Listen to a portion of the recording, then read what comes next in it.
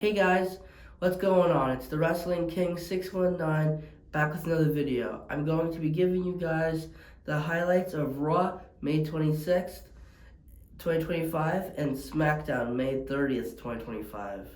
Raw started with Paul Heyman and the Vision in the ring. Heyman said, "Breaker is a badass and has a bloodline of badasses and is the present day Terminator." Heyman said CM Punk is not here tonight, and that's all because of Bronson Reed. Heyman was saying that back then, Reed was putting a beating on Rollins in one night that Reigns had in 10 years. That's how dangerous he is, and that's why he is in Rollins' faction. Heyman said Rollins is the future of WWE and acknowledged Seth Rollins. The crowd was chanting, "You sold out." And Rollins said, "I haven't changed. I told you what I was going to do at Mania, and I did it. You want to question my integrity? Just minutes ago, you were singing my song." He said, "And I'm the only person capable of leading this company into the future. I would have been champion if not for Punk and Sammy." And he said, "I am going to qualify in the Money in the Bank and win that briefcase and cash in on wherever, whenever, on whoever I want, and there's no one that can stop me." Now it's Dragon Lee versus Penta versus Chad Gable to qualify for Money in the Bank, and Vikingo is in front row. Penta gave Dragon Lee some kind of gory bomb and gave Gable a pile driver right on his face at the same time, and then did a tope over the top rope.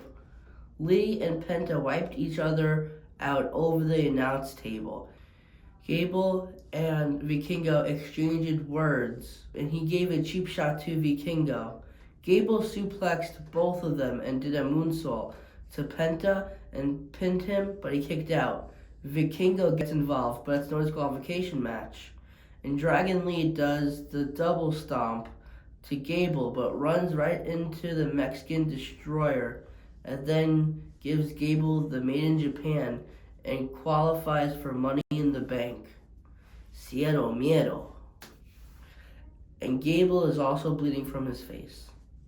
We go to Judgment Day's clubhouse, and Roxanne was about to rub Dominic's shoulders, but then Liv Morgan returns, and she's not happy that Roxanne is part of Judgment Day, so to speak, and said Raquel has been filling me in. Now it's Rusev versus Tozawa, and Maxine is at ringside in basically a squash match. Rusev would win with the accolade, but didn't let go, and Sheamus came out. Once friends, now enemies, and they had a stare down. Now we go backstage, and Kathy Kelly is interviewing comedians and Netflix stars Bert Kreischer and Tom Segura, but Bert has a short attention span and runs off camera and yells for Tom. We go to him, and he's shirtless hanging around with the War Raiders. And Ivar slapped Bert's chest, and when they left, Bert said, "Ow, that really hurt." Now it's the New Day versus the War Raiders versus American Made. Tom and shirtless Bert are in the front row chugging beers, and New Day and American Made were forming an alliance. At one point in the match, Ivar beat up everyone, obviously except for Eric, his tag partner. Ivar gave Woods a frog splash, pinned him, but Kofi and American Made broke it up. Kofi tried to do a suicide dive, but Ivar caught him and propped him up against the ring and did a big crossbody, which short-circuited the LED board a little bit. Woods rolled up Julius Creed for a 3 count. He had a handful of tights, but it didn't matter. They got out of the ring through the crowd, and they made a fool of American Made, thinking that they were working together. We go backstage to Liv Morgan, Raquel, Io, and Kyrie, and Liv said, "When I qualify and win the Money in the Bank, I'm cashing in on you, Io," and was making fun of Kyrie. She didn't win her qualifying match. And Kyrie said, "Me and you tonight." Now Jey Uso is in the ring and said, "Everyone's coming after my title. Logan Paul, Yeet, John Cena, yeet. It's me and Cody against Logan and Cena at Money in the Bank. But he didn't finish his sentence because Gunther interrupted. Gunther said, congratulations, Uso. 15 years now, and now winning the big one and retaining it against Logan Paul Saturday night's main event. You are trying your hardest. You have your hands full, and some of your friends are in trouble, and when they need you, you're always there. Those are great qualities for a human being, but not for a great champion. I don't blame you. This position of you becoming world champion is not natural for you, unlike me. How was I able to be champion for almost a year? I only cared about myself. And when we come face to face again, I will relieve you of that position. I'm going to make things right and choke you out and win back my world champion. Uso said, I'm done with everyone saying that my days as champ are numbered. I do have friends. I do have family. They fight for me, I fight for them. So go ahead. Judge what you're fighting for is less than what I'm fighting for. I'm not overlooking you. I know you're capable, but at the end of the day, I'm fighting for their support, meaning the crowd. And I'm going to tap you out again. Now it's Liv Morgan versus Kairi Sane, and Raquel is obviously at ringside. Morgan gave Kairi a sunset flip powerbomb from the apron to the outside of the ring. Morgan gave Kairi a codebreaker from the second rope and pinned her, but Kairi kicked out. Cena was about to do the insane elbow, but the referee was distracted by Raquel. Roxanne came out and pushed her off the ropes. Raquel and Roxanne are verbally fighting. Morgan tried to do the Oblivion, but Kairi reversed it into a roll-up pin and won the match. And Liv and Raquel are both mad at Roxanne. Now it's Lyra Valkyria in the ring talking about that she has to put the title on the line against Becky Lynch at Money in the Bank. She said, after I beat people in this ring, I feel like the ultimate winner. But when I beat Becky, I didn't feel any satisfaction. After I beat her, she felt no shame. She just sat on the top rope like she won the whole match. All I wanted to do is beat her 1, 2, 3, but she got in my fiance's face and tried to take my eye out. So yeah, now it's personal. You can't let this go because you know that I'm the best thing that ever happened to you. But you say that I steal the spotlight and the opportunities. Well, if you're so confident that you can beat me at Money in the Bank, that I will never challenge for that title as long as you hold it. But then when I win, you will have to raise my hand. She said, I have no problem with raising someone's hand who's better than me. That's just not you yet. Sammy was backstage heading to the ring for the main event, him versus Finn Balor versus Seth Rollins, to qualify for the Money in the Bank. And week after week, Karrion Kross plays mind games with him that he's never going to win the world title. Now we go to the ring for the main event, and Heyman is obviously at ring. It was a good match, a couple of pedigrees and near falls. Sammy did the haluva kick and pin Rollins, but Breakker came out and broke it up, and it's no disqualification. Both Reed and Breakker were beating up Sammy, but Uso came out. Dominic also came out and slid a steel chair in the ring for Balor, but Rollins got up first and curb stomped him on the chair, and that's how he won and qualified for Money in the Bank. And Reed were beating up Uso, but then CM Punk came out, and Breakker and Reed thought that he was coming out from the entrance, but he was behind Rollins. It gave him the GTS and ran out of the ring before Breakker and Reed could get to him. Smackdown started off with Bianca Belair's return, and it was in her hometown of Knoxville, Tennessee. She didn't get far because Naomi came out and said, I want your forgiveness. Let the past be behind us and move forward. You won't answer my texts, calls, and I even went to your parents' house to get a hold of you, but nobody was there, but that didn't stop me. Bianca said, wait, you at my house?